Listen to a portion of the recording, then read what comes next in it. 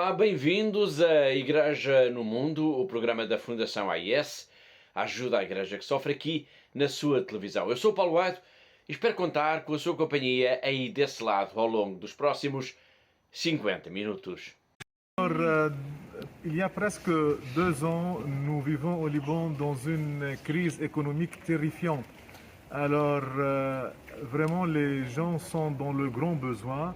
Ils ont besoin de tout, de la nourriture, de l'électricité, des médicaments, du lait. Alors, à tous les niveaux, alors ils ont besoin de quoi pour vivre et continuer leur vie.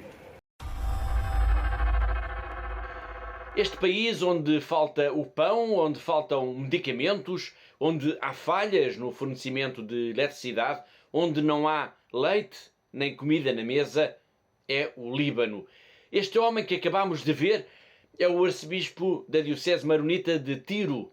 O seu testemunho vai estar em destaque no programa de hoje, pois a situação no Líbano continua grave. O país precisa de ajuda e a comunidade cristã atravessa mesmo um tempo particularmente difícil.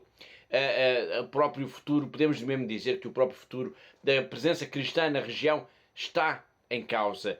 Para nos falar dos desafios que se colocam ao Líbano, mas também a todas as notícias que estão a marcar a atualidade, vamos ter uma vez mais contar com a presença da Catarina Martins de Betancourt. Olá, Catarina. Olá, Paulo, e olá também a todos os nossos telespectadores. Mas não vai ser só o Líbano a estar no centro da nossa atenção ao longo da próxima hora. Vamos falar também da Ucrânia, a propósito da Jornada de Oração pela Paz, que mobilizou os benfeitores da Fundação AIS em Portugal e em todo o mundo. Vamos até ao Egito, e vamos até ao Egito em dose dupla, não só para continuarmos a ver a grande reportagem sobre as noivas raptadas, um trabalho de investigação sobre a violência contra as raparigas e mulheres cristãs, mas também para lembrar o martírio há 7 anos de 20 cristãos, 20 coptas assassinados barbaramente por jihadistas do Daesh numa praia da Líbia. E vamos ainda até a Myanmar, país asiático que atravessa tempos muito conturbados, especialmente desde que há 1 ano os militares tomaram o poder na sequência de um golpe de Estado. Mas o primeiro tema, no fundo, a primeira notícia de hoje vai levar-nos até Moçambique. E porquê? Porque este país foi atingido na semana passada pela passagem de uma tempestade tropical, a tempestade Ana, que deixou um rastro de destruição e de morte, especialmente na região centro e norte. O balanço, Catarina, ainda é provisório. Sim, de facto ainda é provisório e provavelmente teremos de aguardar mais algumas semanas para sabermos com maior exatidão, efetivamente, quais foram as consequências da passagem de mais uma tempestade tropical por Moçambique.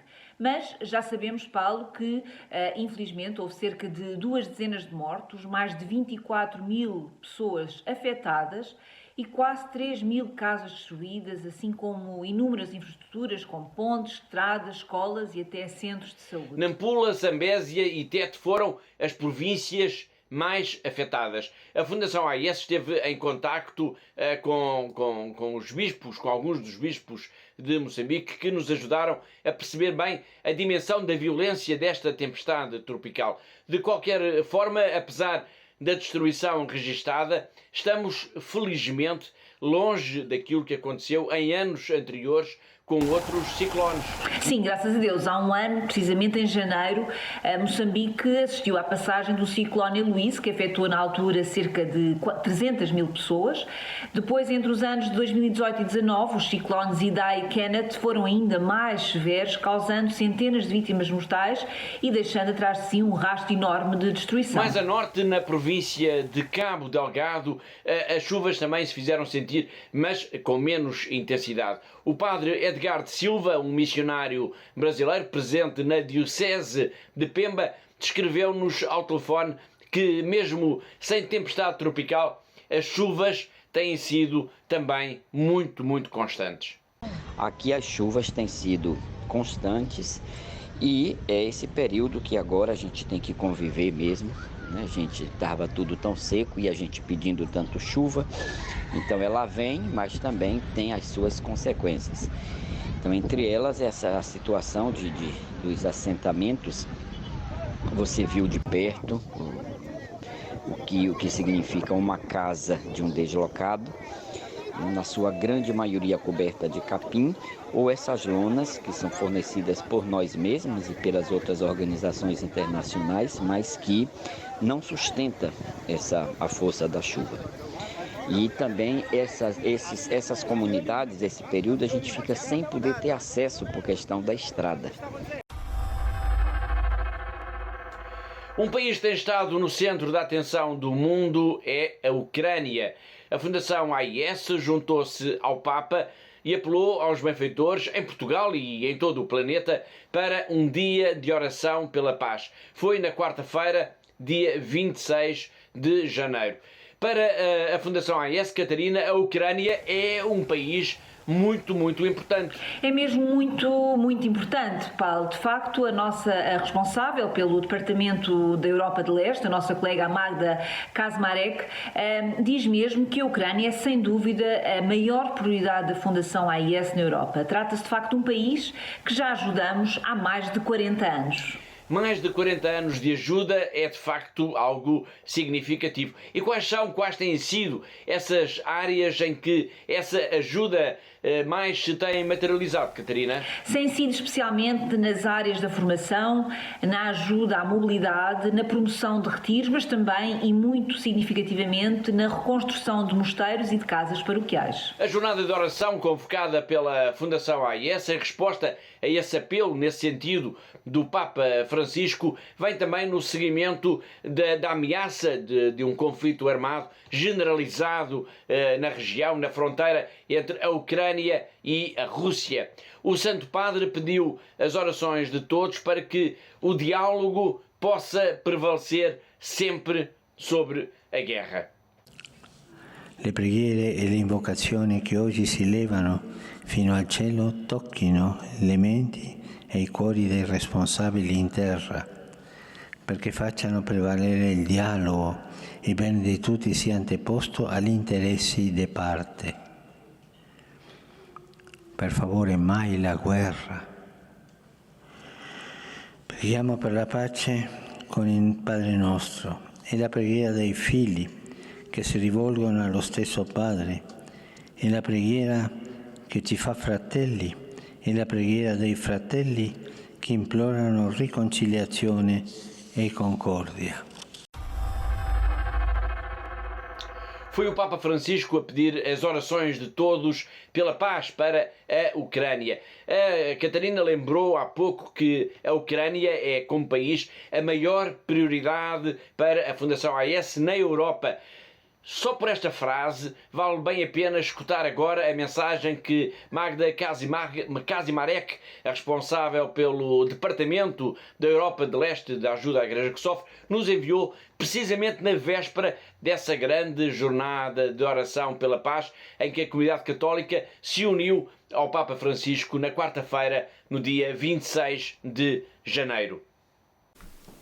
Ukraine is the largest country in Middle East Europe, and for us, ACN, is it the biggest priority in Europe. And we have been helping for Ukraine for more than 40 years, especially for formation and motorization, as well for recollections and for renovation of monasteries or parish houses. We know how difficult is the situation, especially in East Ukraine. That's why we are focused on this help, especially now when Pope Francis calls us to pray for Ukraine. And we are very thankful for all of the benefactors who pray for Ukraine. And be sure, our brothers and sisters in Ukraine, they pray for you every day. And this is the biggest gift as you can give us and you. Thank you.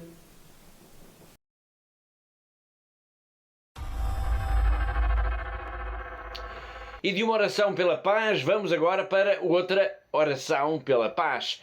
Da Ucrânia vamos então até Myanmar, a antiga Birmânia.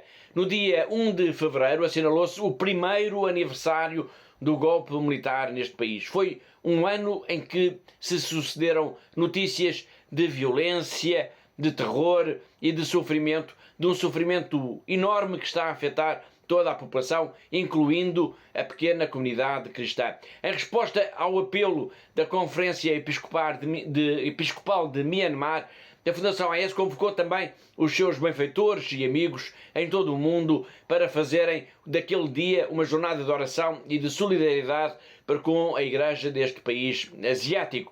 Estamos a falar, Catarina, de uma igreja muito minoritária. Sim, sem dúvida, Paulo, mas apesar disso, apesar de ser minoritária, há de facto uma presença considerável de população cristã nas regiões que mais têm sofrido com a violência ao longo dos últimos meses, especialmente naquelas zonas onde o exército se tem confrontado com as milícias armadas. Como se imagina, num país controlado por militares, é resultado de um golpe de Estado, as informações são escassas.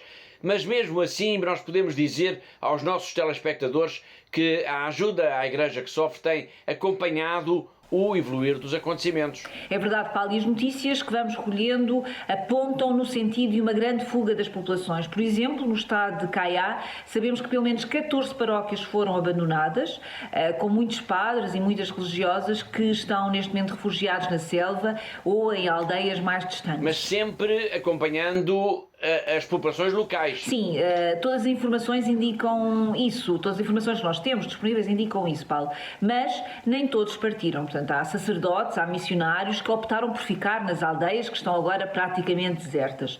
Há ainda o relato, Paulo, de que entre os milhares de deslocados houve quem tenha preferido ou quem tenha procurado abrigo nas estruturas da igreja. Há o caso, por exemplo, cerca de 300 de pessoas, na sua maioria idosos, mulheres, crianças e deficientes, que terão ficado abrigadas no complexo da Catedral de Caiá. Estas populações fogem da violência, por vezes brutal, que tem vindo a ocorrer um pouco por todo o país. O massacre de pelo menos 35 civis inocentes mortos e queimados e mutilados até na aldeia de Mosso, no estado de Caiá, na altura do Natal, é um exemplo da brutalidade que Myanmar está a viver. Exato, e é precisamente por o país estar praticamente em guerra que a Fundação AIS convocou então todos os seus benfeitores e amigos para um dia de oração por esta população que está a viver seguramente numa das fases mais negras da sua história. E no meio de toda esta tragédia, importa sublinhar, Catarina, o papel único e insubstituível que a Igreja tem vindo a desempenhar. Sem dúvida, e a Igreja local tem sido, e posso afirmar aqui aos nossos telespectadores, um verdadeiro porto de abrigo para os deslocados, para todas as vítimas que precisam de apoio, que precisam de comida, que precisam de água potável, que precisam de abrigo, que precisam até de medicamentos. Só em deslocados estamos a falar em mais de 400 mil pessoas. Exato. Portanto, de acordo com as Nações Unidas, o número oficial de deslocados em Myanmar em janeiro ultrapassava já os 405 mil, estimando que o número de pessoas em risco de pobreza chega aos 25 milhões durante este ano, 2022, e que destes 14 milhões vão precisar de ajuda humanitária urgente. Na véspera desta jornada de oração, Thomas Eingelden, que é o presidente executivo internacional da Fundação AIS, apelava à participação de todos e lembrava os mortos, as vítimas inocentes, os milhares de deslocados, vítimas da violência neste país ao longo do último ano. On the 1st February, there will be the first anniversary of the military coup in Myanmar. We, the International Charity and Pontifical Foundation Aid to the Church in Need, call for a day of prayer as a sign of solidarity and fraternity with the local church in Myanmar. With this day of prayer, ECN wants to remember the dead. And we want to intercede for the innocent civilian population, regardless of ethnicities and religion, especially for the more than 400,000 internally displaced people. This includes children, elderly, and the sick. Let us pray for all these on the move, many of them at risk of starving. Among the regions that suffer most from the conflict are states which include sizable Christian population, a fact about which ACN is especially concerned.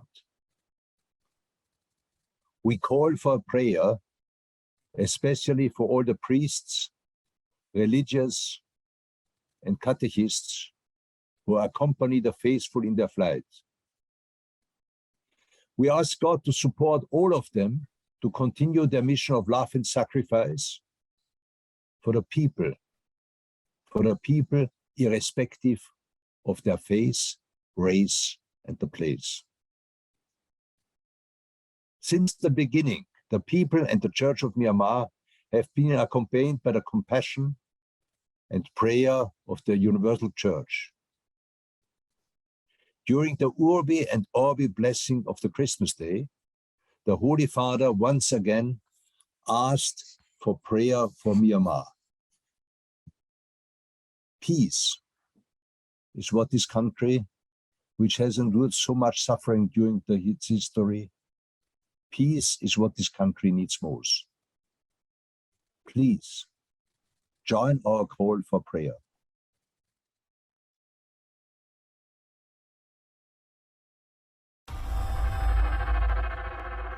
E vamos então falar do Egito, tal como tinha anunciado logo no arranque do programa. Lá mais para a frente, recordo, nós vamos ver a segunda parte da reportagem, da grande reportagem, As Noivas Raptadas, que é um trabalho da Fundação AIS sobre o rapto, a perseguição e a violência contra raparigas e mulheres cristãs no Egito. Mas, para já, o foco da nossa atenção é para o tempo de oração, de memória, que a Igreja vai recordar, em que a Igreja vai recordar o martírio em 2015 de 20 cristãos, de 20 coptas na Líbia.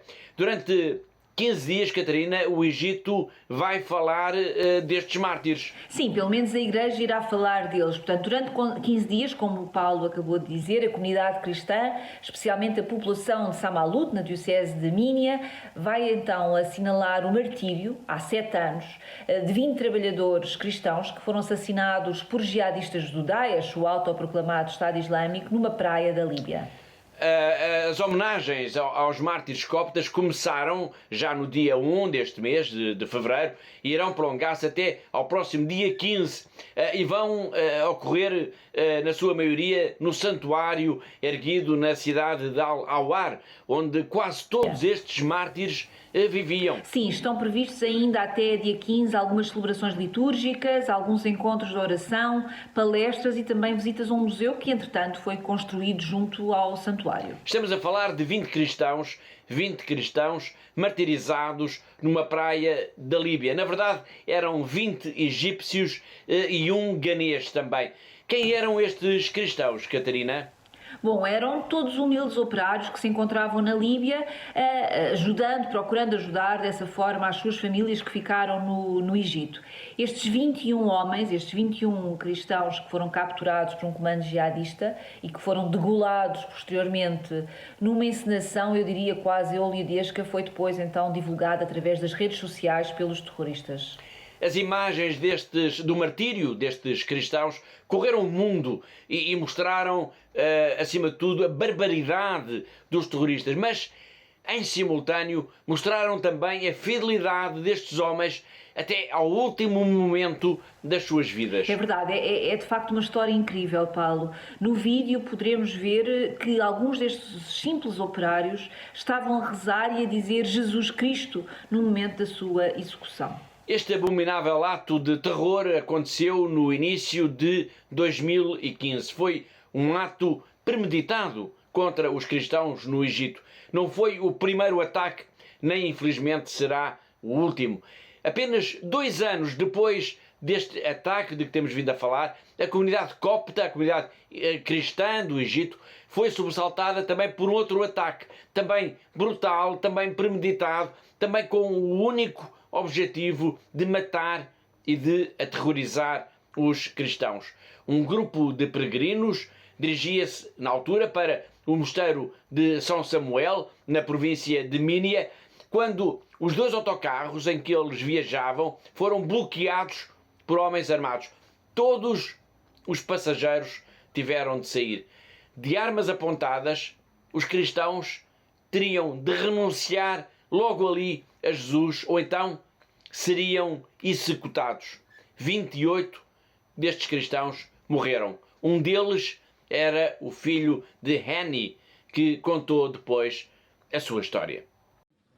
A 26 de maio de 2017, 2 autocarros cheios de adultos e crianças, todos eles coptas egípcios, iam a caminho do mosteiro de São Samuel de Temínia, no sul do Egito. Iam celebrar a festa da Ascensão.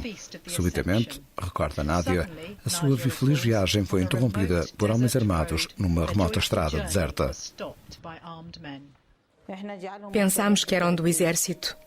Eu rezei por eles e disse-lhes que ninguém esteja contra vocês e que Deus proteja o vosso caminho. Depois percebemos que não eram soldados, eram terroristas.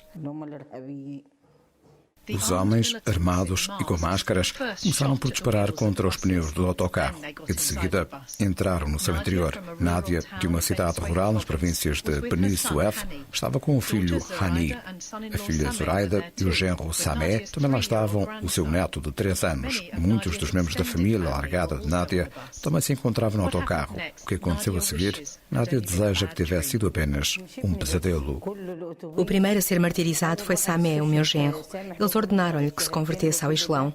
Mas o meu genro mostrou a cruz tatuada no pulso e disse: não, não o farei. Então mataram-no a tiro. Depois foi a vez de outros homens. A todos foi dada a mesma escolha: a renunciar ao cristianismo ou morrer. Do seu lugar, na retaguarda, Nádia viu os homens aproximar-se do seu filho Hani. Também ele ergueu o pulso e Nádia ouviu as suas últimas palavras: não, sou cristão. Foi melhor ele ter sido martirizado à minha frente em vez de se converter ao Islão e ir com eles. Agora, uma parede inteira da sua casa está coberta com fotografias de Hani, entre as quais a sua última selfie, tirada naquele mesmo dia. Depois de terem assassinado todos os homens, os militantes voltaram-se para as mulheres, gritando insultos e exigindo as suas joias. Um deles aproximou-se da Nádia. Ele queria acertar-me no coração, mas deu-me 3 tiros no braço. O meu braço ficou desfeito daqui até aqui. Depois deixou-me como se pensasse para consigo: esta mulher não quer morrer, e foi-se embora. Desmaiei devido à hemorragia. Deixei de pensar no meu filho ou em quem quer que fosse. Não me despedi de ninguém. Fui levada para o hospital de Mínia. Queriam amputar o meu braço. Então entrou a ministra da Solidariedade Social. Pegou no meu relatório médico, começou a chorar e a chamar-lhes nomes.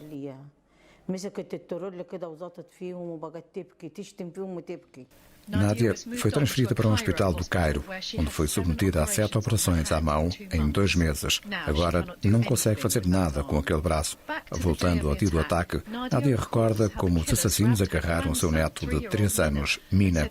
Disseram que o matavam se as raparigas no autocarro não fossem com eles. A minha filha disse-me depois que naquele momento Cristo apareceu-lhe. Ele consolou o menino e disse-lhe a ela: cuida dele, eu voltarei por ti. Dá as tuas joias ao atacante.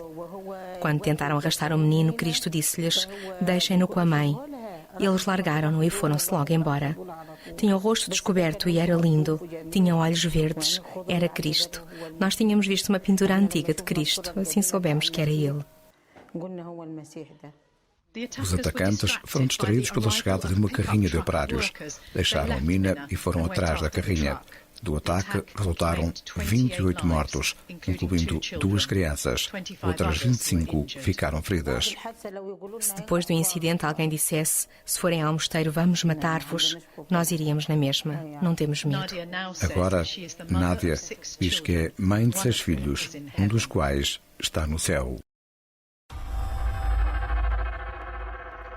No arranque do programa, nós escutámos o arcebispo maronita de Tiro a lamentar-se perante a situação trágica a que chegou o Líbano. Faltam alimentos, faltam medicamentos, falta eletricidade, falta o leite, falta o pão. numa pequena mensagem enviada para a Fundação AIS, o arcebispo descreve, Catarina, como a profunda crise económica e financeira deste país está a afetar já de forma brutal o dia-a-dia das populações. Sim, Paulo, é sem dúvida mais um relato, um testemunho que nos chega do Líbano, de um responsável da Igreja que nos descreve de facto as imensas necessidades da população, o sofrimento das famílias mais empobrecidas, de pessoas que precisam de ajuda a todos os níveis para poderem sobreviver. Precisam de pão para continuar a viver, diz-nos o arcebispo. Ele gravou este vídeo, esta mensagem, que é também um alerta, mas também um agradecimento pela resposta pronta que a Fundação AIS deu aos seus pedidos de ajuda. Sim, portanto, a resposta rápida da Fundação AIS permitiu então lançar uma vasta operação que envolveu cerca de 2 dezenas de paróquias e a aquisição de mais de 4.000 cabazes de ajuda de emergência. Um gesto de solidariedade que Dom Charbel Abdallah fez questão de agradecer de forma pública, gravando precisamente esta mensagem. Sim, basicamente o prelado veio dizer que graças à ajuda disponibilizada pela Fundação AIS, as famílias que estavam em maior necessidade poderão, durante algum tempo, viver com dignidade. Vamos então ver a mensagem que Dom Charbel Abdallah, da Diocese Maronita de Tiro, uma das dioceses mais pobres do Líbano, nos enviou para agradecendo a ajuda da Fundação AIS. Uma ajuda, recordo, uma ajuda vital para as famílias que estão a viver, de facto, tempos de desespero. Alors, il y a presque 2 ans, nous vivons au Liban dans une crise économique terrifiante. Alors, vraiment, les gens sont dans le grand besoin. Ils ont besoin de tout, de la nourriture, de l'électricité, des médicaments, du lait. Alors, à tous les niveaux, alors ils ont besoin de quoi pour vivre et continuer leur vie. Alors, c'est pourquoi, vu ce temps de besoin, je me suis adressé alors en toute sûreté à ACN International en Allemagne, alors pour demander s'ils peuvent nous aider avant de soutenir les familles qui sont dans la détresse. Alors, heureusement, ils ont répondu, disons, généreusement et avec toute vitesse en nous envoyant, disons, des aides financières afin d'acheter des paquets alimentaires. Ils ont même fait un programme pour nous. Alors, ce programme s'étend jusqu'au mois de juillet. Alors, il s'agit de distribuer 4 fois et à chaque fois 1500 paquets alimentaires distribués dans toutes les paroisses de notre diocèse. Alors, vraiment, c'est une initiative alors, qui montre beaucoup pour nous, qui signifie beaucoup pour nous. Alors, les gens au Liban dans nos paroisses sont très attachés à leur foi et les gens maintenant sont très contents de voir que l'Église, que ce soit au Liban ou que ce soit en Allemagne, est très solidaire avec eux. Alors, c'est très touchant, surtout que les gens sont très attachés à donner toujours un témoignage de vivre leur foi. Alors, nous adressons un grand remerciement, un remerciement de cœur, de tout cœur, et même, alors, nous élevons nos prières à l'intention de ACN, alors, qui cherche toujours à être solidaire avec notre diocèse. Voilà, alors, aujourd'hui, les gens sont très contents de voir que l'Église est solidaire avec eux. Et ils donnent, disons, ces paquets pour soutenir leur vie, pour qu'ils puissent, disons, continuer à vivre dans leur dignité.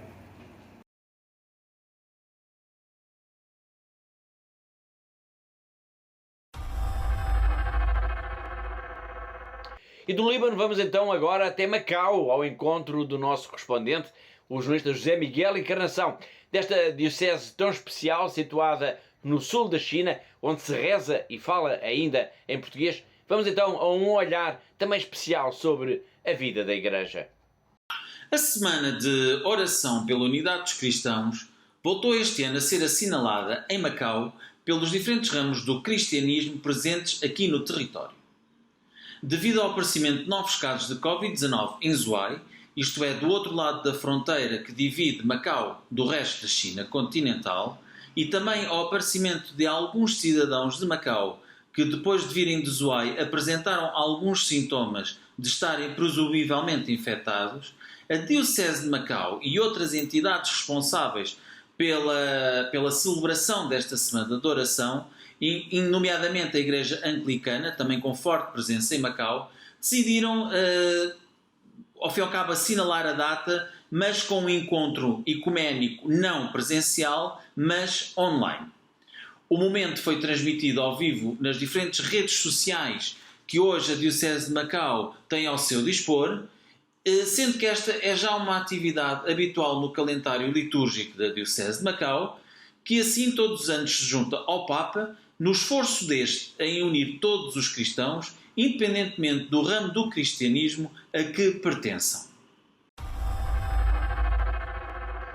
Foi José Miguel Encarnação, nosso correspondente em Macau, na China, e assim chegamos ao fim da primeira parte do nosso programa. Na segunda parte nós vamos até ao Camboja, ao encontro de um pescador que tem uma história muito especial para nos contar. Iremos ainda falar também da importância de ajudarmos a Igreja que sofre apoiando a Fundação AIS e vamos então retomar o tema do rapto, dos casamentos forçados e da perseguição a raparigas e mulheres cristãs em vários países do mundo. Iremos ver então essa grande reportagem sobre o tema que a Fundação AIS fez no Egito. Para já, vamos a um breve intervalo e daqui a pouco iremos falar de tudo isto. Até já.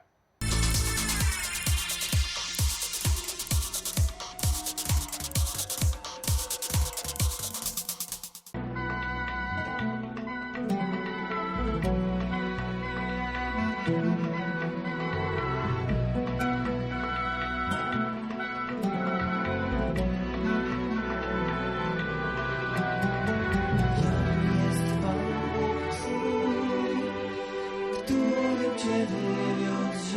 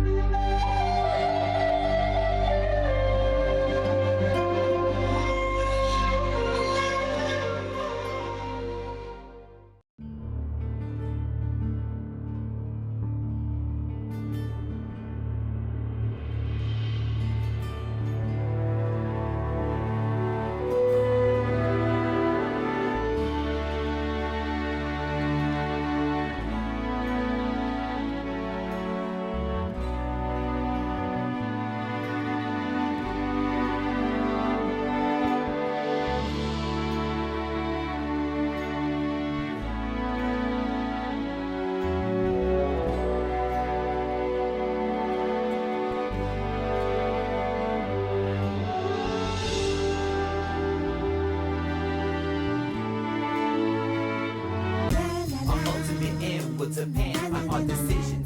Choosing truth or not with its power and precision to set us free responsibly for the fullness of love to the end. Set me free, yeah. Our ultimate end will depend on our decision. My ultimate end or not with its power and precision to set us free responsibly for the fullness of love to the end. Set me free, yeah. Deceit and deception. We need divine protection. Divine protection. Deceit and deception. We need divine protection. We need divine protection. Deceit and deception. Rescue me. We need divine protection. We need divine protection. Deceit and deception. Rescue me. We need divine protection. We need divine protection.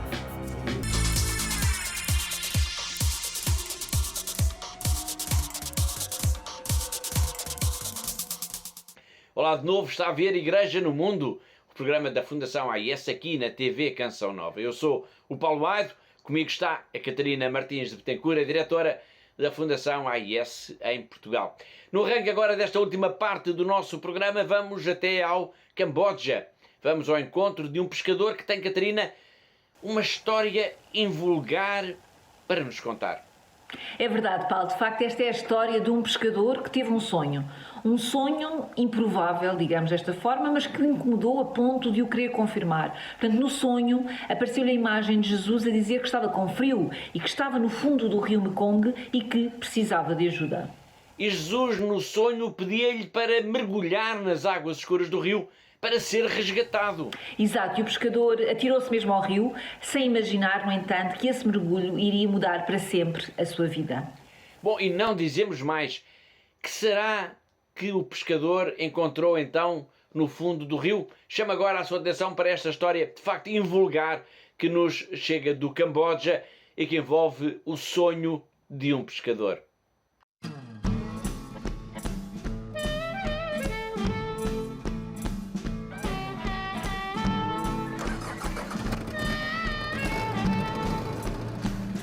Ngày 8-10 ខែ 11 ហ្នឹងខ្ញុំដេកមិនដឹងស្មានណាទេប៉ុន្តែព្រះយេស៊ូវមកព្រះយេស៊ូវមករំលឹកហៅខ្ញុំទៅឲ្យទៅតាមគាត់ឡើងទៅគាត់ឲ្យឃើញក្នុងយល់សពខ្ញុំតាមគាត់មកកន្លែងហ្នឹងឃើញមែនឃើញរូបព្រះម៉ែម៉ារីយ៉ាហ្នឹង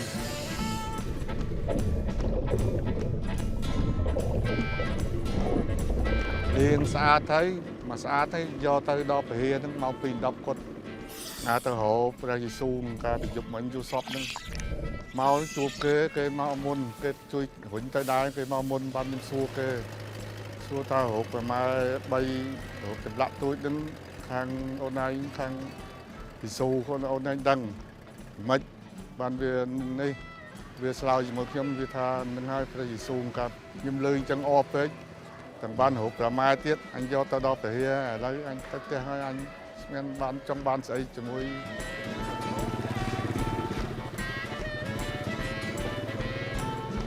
ឥឡូវពីមុនគាត់ដើររួចណាស់ដើររត់បើមិនតាមគាត់ចាប់វិញរត់ដួលរត់ចង់ដួលជំងឺទុនដៃទុនជើងគឺមែនតើហ្មងកាលពីស្រង់ទៅឥឡូវឡើងហើយខ្ញុំ ថ្ងៃណាគាត់ទៅអកថានៅកន្លែងព្រះម៉ែបនស្រន់សុំរងថ្ងៃគាត់ជាហើយឥឡូវខ្ញុំតាមទស្សនាកាតូលិកនឹង3ឆ្នាំពីមុនខាងគាត់បានខ្ញុំតាម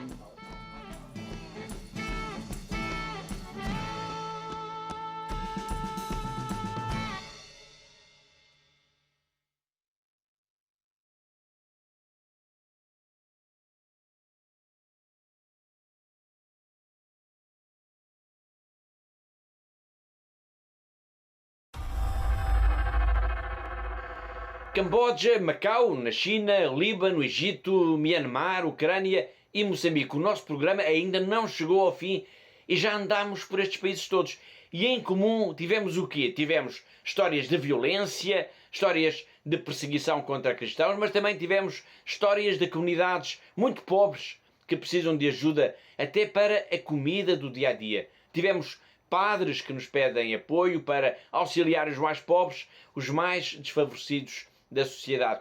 E é aqui, Catarina, que entramos nós, que entram os benfeitores da Fundação AIS. Sim, Paulo, nós temos vindo a falar aqui nos últimos programas, mas é muito importante deixar bem vincada aqui esta ideia. Portanto, cada um de nós pode, de facto, desempenhar um papel essencial nesta ajuda aos cristãos perseguidos, aos cristãos que sofrem, esta igreja que é perseguida no mundo, tornando-se, assim, benfeitor da Fundação AIS. Eu diria, Paulo, que é quase como que um imperativo da nossa consciência. Sabemos de tantas histórias de sofrimento, ouvimos falar de tantas pessoas em lágrima, lemos tantas notícias, tantos relatórios.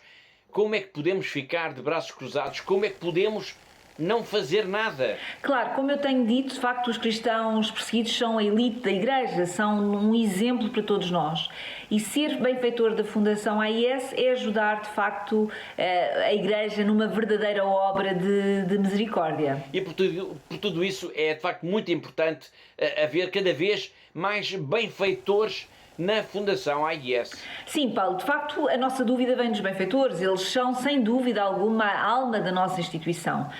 Quantos mais benfeitores nós tivermos, mais projetos poderemos ajudar, mais capelas poderemos construir, mais missionários poderemos ajudar, mais padres, mais irmãs, mais religiosas, catequistas. Portanto, quantos mais nós formos, mais podemos fazer e todos juntos poderemos fazer muito mais para esta igreja que sofre no mundo. Fica aqui então esse desafio a todos os que nos estão a ver. Tornem-se benfeitores da Fundação AIS. É isso mesmo, e deixe-me agora dirigir a cada um dos telespectadores que nos está a ver neste momento e dizer-lhe para junte-se a nós, junte-se a esta causa pelos cristãos perseguidos, junte-se nesta grande missão de defesa dos cristãos perseguidos no mundo. Nós precisamos de si, os cristãos perseguidos precisam de si, precisam essencialmente das suas orações, da sua generosidade e por isso torne-se benfeitor da Fundação AIS e ajude os cristãos que sofrem no mundo. Na semana passada nós escutámos aqui, nós vimos a primeira parte de uma grande reportagem da Fundação AIS sobre um tema de facto muito sensível, complexo e praticamente ignorado da opinião pública. O rapto de mulheres, o rapto de raparigas cristãs. Hoje vamos ver a segunda parte, mas antes disso apenas uma nota para relembrar aos nossos telespectadores que se aproxima o momento em que todos vamos ter de preencher as nossas declarações de IRS e que há uma forma muito fácil, gratuita e eficaz também de ajudar esta igreja que sofre estes cristãos perseguidos, de que já falámos tanto aqui no programa de hoje. Essa maneira fácil e gratuita que é, Catarina, com a consignação de 0,5% do IRS. Sim, Paulo, vamos de facto começar agora aos poucos a lembrar mais uma vez que esta é de facto uma forma muito simples de ajudar os cristãos perseguidos do mundo sem gastar um único cêntimo. Isto é, através da doação dos 0,5% do nosso IRS, poderemos ajudar a Fundação AIS, poderemos ajudar todos estes projetos que falámos hoje aqui no nosso programa, portanto, ajudar, no fundo, os cristãos com maior necessidade no mundo. Nós vamos falando disso, claro, ao longo das próximas semanas, mas é bom lembrar que a ajuda da Fundação AIS chega a muito longe, chega a muitos países, a muitas pessoas. Sem dúvida, Paulo, e hoje vou apenas lembrar que, graças à generosidade dos nossos benfeitores, a Fundação AIS apoia diretamente 1 em cada 8 seminaristas no mundo, que apoia 1 em cada 9 padres em todo o mundo e 1 em cada 35 religiosas em todo o mundo.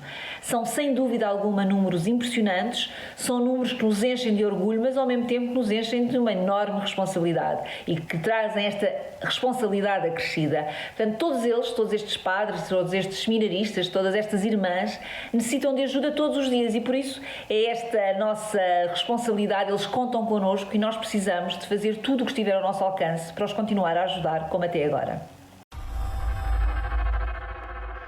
E não há história mais dramática que mostre a importância da ajuda da Fundação AIS às comunidades cristãs perseguidas do que, de facto, a história do rapto de mulheres e raparigas cristãs forçadas a casar, forçadas a mudar de religião, mulheres e raparigas que são violentadas tantas vezes perante até o silêncio cúmplice da sociedade. Vamos retomar agora a grande reportagem da Fundação AIS sobre o Egito Importa dizer, Catarina, que esta é uma realidade que atinge vários países em vários continentes. Sim, Paulo, esta é sem dúvida uma realidade escondida em países tão distantes como, por exemplo, o Paquistão, a Nigéria, o Egito, o Iraque, a Síria ou também Moçambique. Portanto, na base de tudo, na base destes raptos e violações de raparigas cristãs, está também clara a questão da perseguição por motivos religiosos. Temos vindo a falar disto ao longo das últimas semanas, até porque a Fundação AIS publicou, e recomendo essa leitura, o relatório Ouçam os Gritos Delas, em que se relatam vários casos concretos de raptos de raparigas e de mulheres cristãs. Sim, e sublinho esta recomendação para que todos os nossos telespectadores leiam de facto este relatório. Eu convido-vos a entrar em contacto connosco e pedir este relatório, custa 10 euros cada relatório, e é um relatório em que é um trabalho de facto essencial e tem, como diz, portanto, relatos de mulheres, de raparigas cristãs que foram vítimas de violência, que foram vítimas de raptos, de violações e de conversões forçadas. Em comum a todos estes casos, como vamos verificar daqui a pouco com esta reportagem da Fundação AIS, há o facto de os agressores pertencerem normalmente à comunidade muçulmana. Sim, importa dizer que a esmagadora maioria dos raptores são muçulmanos, de alguma forma ligados a grupos mais radicais. Portanto, são pessoas com menos escrúpulos e que olham para as mulheres e para as raparigas cristãs com absoluto desprezo. Este é um facto terrível que diz também muito da situação de marginalização a que a comunidade cristã está sujeita em tantos países, que recordo são o Egito, a Nigéria, o Paquistão, a Síria, o Iraque e também Moçambique. Importa dizer que é possível que esta mesma realidade ocorra de facto noutros países também. Claro, estes são os países que foram investigados pela Fundação AIS, portanto é um trabalho notável que foi realizado em grande parte pelos nossos colegas do Reino Unido, mas que foi baseado em peças, em trabalhos, em reportagens, em entrevistas e outros elementos obtidos em todos os países onde estamos presentes, onde a Fundação AIS está presente, nomeadamente aqui também em Portugal. Vamos então focar a nossa atenção novamente no Egito. Na semana passada nós ouvimos o lamento de Makram Yacoub, uma mãe que não se conforma com o desaparecimento das suas 3 meninas. Ela quer tê-las, obviamente, de volta. Noivas raptadas é uma grande reportagem da Fundação AIS sobre esta questão tão dramática, tão atual e tão ignorada, volto a sublinhar isso, tão ignorada da opinião pública. O rapto, a violência e os casamentos forçados de raparigas e de mulheres cristãs.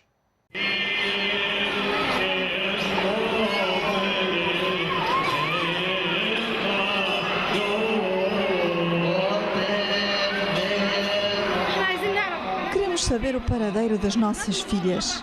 As nossas filhas têm 14, 16 e 15 anos. Onde estão? Quem as levou de junto de nós? Como é que elas estão? Eu quero falar com a minha filha, quero ouvir a voz dela, saber se está viva ou não. Não quero mais nada. Quero ouvir a voz da minha filha. I wanted to hear my daughter's voice.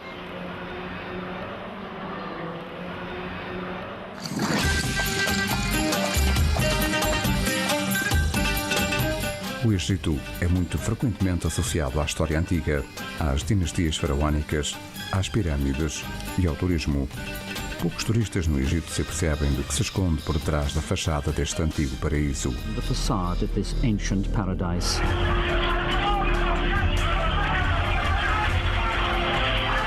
Em 2011, houve um aumento significativo dos atos de terror contra cristãos, que constituem apenas 15% de uma população de 80 milhões. Talvez o aspecto mais terrível e oculto da perseguição contemporânea aos cristãos é o rapto e a conversão forçada de meninas menores de idade. Os casos de conversões forçadas ao Islão têm sido predominantes no Egito desde o início dos anos 90 do século XX, desde que começaram a surgir os grupos islâmicos e a Sharia. Estes incidentes ocorriam sob a égide da Agência de Segurança Nacional. Após a revolução e a dissolução da agência, os salafitas começaram a agir de acordo com os seus próprios objetivos. Depois da revolução, apercebemos-nos que o seu interesse se vira para as meninas de 11, 12 e 13 anos. Há um grande grupo de raparigas desta faixa etária que desapareceu sem deixar rastro. Uma dessas meninas egípcias raptadas tem 14 anos, Nadia Said Makram, e desapareceu durante uma ida à igreja. Levei-a até à igreja. Quando a celebração começou, saí por uns momentos. Quando regressei, Nádia já tinha desaparecido. Saímos e procurámos pelas ruas. Depois regressámos à igreja, mas ela não estava em lado nenhum. De repente disseram-me: a tua filha foi raptada.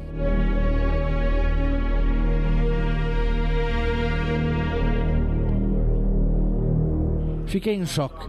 Quando soube que a minha irmã tinha sido raptada, demos a volta a todos os lugares com os nossos amigos e colegas, também cristãos, corremos de um lado para o outro, procurámos em toda a espécie de lugares, até nos hospitais. Estávamos todos profundamente chocados. Mais tarde descobrimos que ela tinha sido raptada por ser cristã. They had kidnapped her because she was a Christian.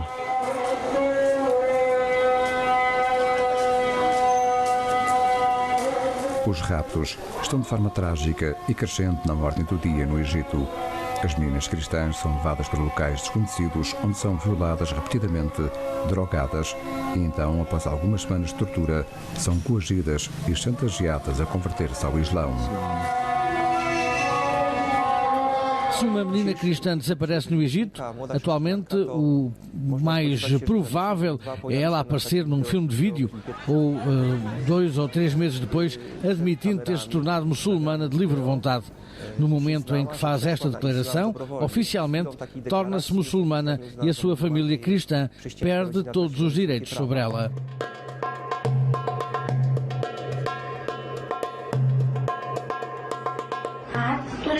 Não podia comer, beber, nem dormir. Tudo o que eles queriam era drogar-se e violar-me. Outro grupo de homens veio e levou-me. Fiquei com eles durante 2 dias. Não sei como sobrevivi. Eram 5. Ficaram comigo num quarto. Eu não conseguia distinguir o dia da noite. Não conseguia dormir nada. Pelo menos 50 homens violaram-me durante esse mês. E pelo fato de eu ser cristã, não se fez nada.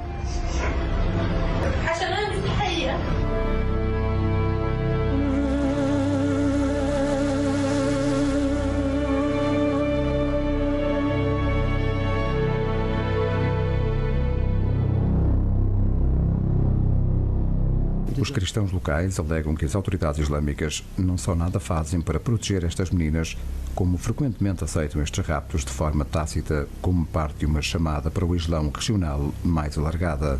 Call to Islam. Estes atos também são financiados por apoiantes islâmicos de outros países. Uma menina vale entre 20 a 100 mil libras egípcias, dependendo da sua aparência e da sua posição social. Social standing.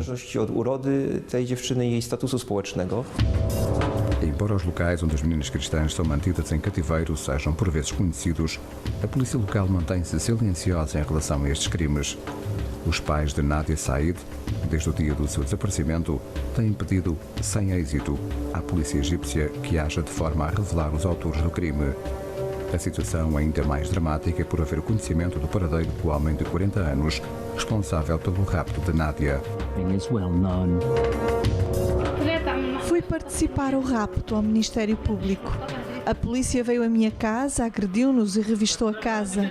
Fui obrigada a sair porque o procurador me disse literalmente que acabariam connosco. Devia ter ficado calada.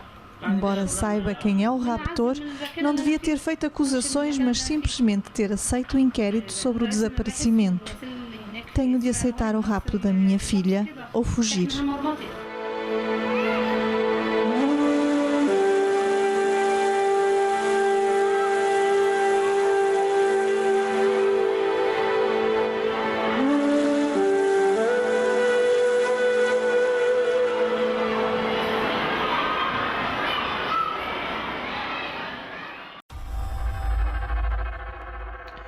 Foi a segunda e última parte da grande reportagem da Fundação AIS sobre as jovens, as raparigas e as mulheres cristãs raptadas no Egito. E assim chegamos ao fim do nosso tempo, ao fim de mais um Igreja no Mundo, o programa da televisão da Fundação AIS. Resta-nos agradecer a colaboração da Catarina, a diretora da AIS aqui em Portugal, assim como de todos os que nos ajudaram a produzir, a editar e a levar até si este programa. E já sabe, eu conto consigo aí desse lado, sempre aí desse lado, na próxima semana. Até lá, se Deus quiser.